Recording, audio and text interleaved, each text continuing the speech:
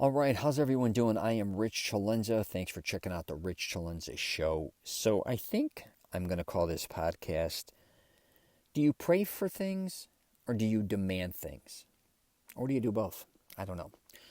But the reason I want to talk about this is because I see a lot of people who are always praying for things, which is, believe me, I get it. I grew up in a very strong Catholic household, and a lot of people hit me up for prayer. And I'm down with praying and prayer and Christians and all that stuff. I'm also down if you are not down with praying. If you're an atheist, I'm not here to judge you either way. That is just not my thing. I just want everyone to live the life that they want to live, that they feel they deserve. I just want people to take care of themselves, is really what I'm saying. And however you find peace doing that, God bless you. But back to prayer. I grew up with a lot of people that were very involved with religion. My mother even worked for the archdiocese. And, there's a lot of prayer within our family if something happens to somebody or you want them to succeed, if they're trying a new endeavor. It's all wonderful. But I found it quite interesting bouncing between, people that were religious, let's say, for instance, and people that were not necessarily. And I found it really interesting where some people felt like they needed a prayer to get through or get whatever they wanted to get or help others as well. And then there were other people that demanded it. They weren't waiting around to pray. They were almost expecting it to happen or creating something to maybe instead of wishing upon it, just kind of doing it. And my daughter had a liver transplant when I was younger, and my daughter was the first one to really be sick in our family at that point in time. Out of literally probably on both sides of my family, well over at that point in time, I don't even know how many hundreds of family members I had, but I know on my grandmother's 80th birthday there was I think 80 grandchildren, and my daughter was born 10 years after that, so or close to it. So we have a massive family, and I remember going and, everybody praying for her all the time, which was wonderful. And it was, the power of prayer. You can get, when everybody, was praying for you, my goodness. And that was even before texting and social media was even going on. This goes back 22 years. So it was mainly phone calls or meeting up with people. They even had a big benefit for my daughter, which was amazing. And, I was in Florida. And we kept going back and forth to the hospital. She had a couple surgeries and nothing was happening. And everybody's praying for her. And then we were able to, I confronted the doctor along with my ex-wife. And we said, where is the best team we can go? Where's the best doctor in the world? Where's the best team? We ended up going to Chicago, where I was from. So that's where they were at, the best doctor. One of the best teams was in Boston, but one of the best doctor was in Chicago. I went there. And I met them. A whole team of them. And what was interesting is it wasn't about prayer. It was about getting her healthy with, science obviously involved a liver transplant. I'm not saying prayer didn't have anything to do with it, but what I'm saying is they were cut and dry. This is what we have to do to save your daughter's life. There was no bullshit. Talk about trimming the fat. That was it. So I had, and I looked at one side of my family praying, and they couldn't help my daughter, really. These doctors could help my daughter. Now, it all came together. I believe that to a certain degree. But I remember when I was at the benefit, I had to get up on stage, and there was, I don't know how many hundreds of people there, and I thanked everybody. But what was interesting with me going through that is, I'll be very honest, I remember even going to the chapel, and it was just, I wasn't caught up with anything with the exception of demanding that I save my daughter's life. And it was just, I was on a mission. I didn't care what it took. I didn't care what I had to do. I didn't care about, I just didn't care. I didn't want to hear bullshit. And I feel, in prayer, I remember even some of my family members came to prayer and I went to eat and I came back and they were kind of all praying over her. And I didn't want, it was just getting overwhelmed and I had to throw them out. Not because of their prayers, because of something. I was just getting aggravated at I had too many visitors. She was in there too long, and we were just having some complications. I didn't want any bullshit. Now, I'm not saying prayer is bullshit again. I'm just saying I kept demanding we get her healthy. And, maybe you're somebody in your life where you're always praying and things don't always happen for you, or they may just take a long period of time. And I used to think praying for yourself was ridiculous. I used to only like to pray for other people. I thought praying for yourself was self-centered and selfish, which is ridiculous. But I remember too, when I was younger, being in a Catholic high school for 4 years, prayer, all these different things, when I went to Florida, and I just wanted things. And I was sick of always I can't say it's a victim mentality, because that's a personal thing. It's always like, oh, if you pray, you'll make more money. Okay. If you pray, you'll get a better car. Okay. If you pray, for the body you want, I was like, you know what? I just want it, and I want it now, and I demand it. I had a different mindset, and it worked. It's really interesting, though, that, later in life, how I can kind of look back and say, wow, did prayer work for me? Did it not? I think prayer definitely worked for me at times. But at other times, I think it kind of held me back, because I was, expecting things to sometimes happen, and without any energy or making it happen, there's no substance kind of behind it.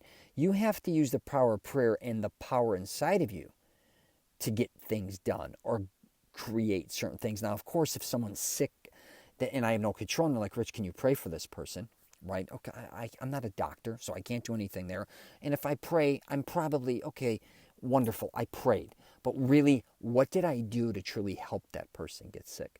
Now, if I know that person, maybe I should take action. How can I truly help them? If they're having complications with their health, or do they need help financially, or all these things. For me, sitting around and just saying, hey, I'm going to pray for this person, they need money for a surgery, and say they do a GoFundMe, so you got that. But what am I doing? If I truly kind of believe in prayer and myself, I think we have to also, like I said earlier, put action behind that prayer. It's not just about throwing it in the air or thinking about it for 30 seconds or a minute or whatever the case may be. Which, again, if you like to do that, do whatever you want to do. That's wonderful. But I think a lot of people also use prayer as an excuse why they aren't getting something, and they don't admit it. So they're always praying for something, and again, putting nothing behind the prayer or not coming up with another solution. Your prayers, a lot of times, may not be answered. And, I don't know, that may be a good thing, maybe a bad thing, I don't know. But if everybody's prayers were always coming true, a lot of us would be billionaires. Everybody would be living this incredible life.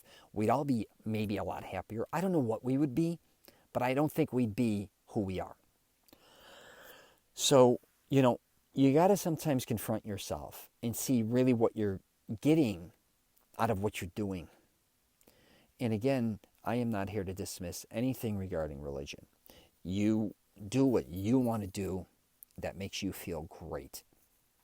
But I'm telling you, if you are somebody, especially younger, and you keep praying for things and it's not happening, and I've been there, the reason being is I just kind of expected them to happen. And they didn't. And the reason being was because of me. I didn't put in, I didn't have the mindset. I didn't have the creativity. I didn't have the power, which I could have had the power. I was just kind of being lazy to go after what I wanted to go after. So use prayer. There's no question as far as, using that as a guidance maybe, but also understand that you have to, and I'd hate to say this, attack. Go after what you want to go after. Don't expect something else out there to give something to you. Now, it may happen that way. You may pray to win the lottery, and then you go play the lottery and you win. But it's far and few between usually. And I'm not also saying that if you pray for certain things that they don't happen. Of course they happen. But I'm just telling you, if you are somebody out there that is not getting the results you desire and you're always praying, especially for yourself, you got to take more action. All right? And I get the law of attraction. I even did one of my first podcasts was the law of attraction. Is it legit or full of shit? Because I like the law of attraction concept. I really do. I believe people should feel, or they should, how would I say this? I don't think necessarily everybody gets what they deserve. But I think at least with the law of attraction, I want people to believe in themselves, and believe that they can get what they want. But you have to understand, just believing it doesn't mean it's going to come. You again have to put a plan together to get what you want to get. It's all about the action. If I sat here and prayed all day and just sat on my ass, I can assure you most likely not much is going to happen, at least for myself. So, those are just things I like to throw around a little bit. But anyways, if you have any, I'm always open-minded. I love learning from other people. I actually like all different types of religions, and I'm not conformed into one anymore. But I think I'm the type of person who I definitely like listening, and a lot of my friends are all different types of religions, which I find quite interesting. And I've been able to hang in a lot of communities, which may sound weird, even like, or like the Amish. I like going and hanging out with them a little bit. Not saying they're going to hang out with me, but just in their environments, Pennsylvania, or even if I'm in Florida, there's some areas. And then the Mormons, I spent so much time in Utah hanging out with a lot of them, even working with some wonderful people. And, I go back to Ricky Gervais once said about religion, how a lot of us believe in our religion only. And there's probably thousands of others out there, right? And if you're an atheist, you only believe in one less than, so like how do I say that? Did I say that correctly? Yeah. So if you're an atheist, you're just the person that you're talking to. If they believe in only their religion, that atheist only believes in one less than you. But I think when it comes to religion, it's your thing.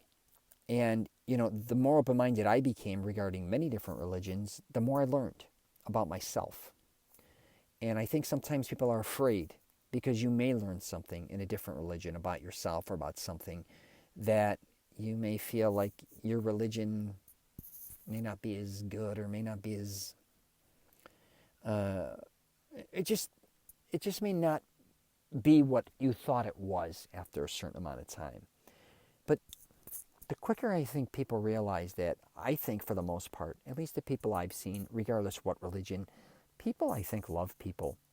And they usually want the best for everyone. Not every religion, but at least the people that I've been around and the religions that I've been around and that I've studied. So I'm going to wrap it up there. If you get a chance, check out my website, richcelenzapodcast.com.